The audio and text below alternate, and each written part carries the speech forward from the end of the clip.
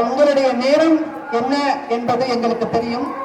சற்று காலதாமதம் உங்களுடைய குழந்தைகளோட எதிர்காலத்திற்காக நீங்க உட்கார்ந்துருக்கீங்க அப்படின்னு நினைச்சுட்டா நேரத்தை பத்தி நம்ம கவலைப்பட மாட்டோம். சரிங்களா?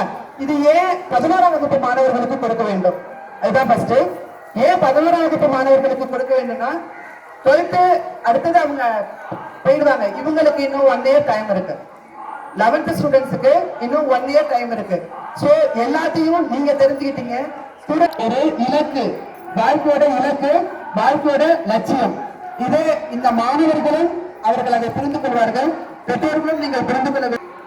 அனைத்து அரசு மேல்நிலைப் பள்ளிகளிலும் இந்த ப்ரோக்ராம் 11ஆம் வகுப்பு பெற்றோர்கள் அரசு இன்சிஸ்ட் பண்ணி சொன்னது என்ன அப்படின்னா 11ஆம் வகுப்பு பெற்றோர்கள் இதை அனைத்தையும் பார்வையிட வேண்டும். உங்கள்கிட்ட செல் இருக்கு அப்படின்னா அதுல எல்லாத்துலயுமே QR கோட் இருக்கும்.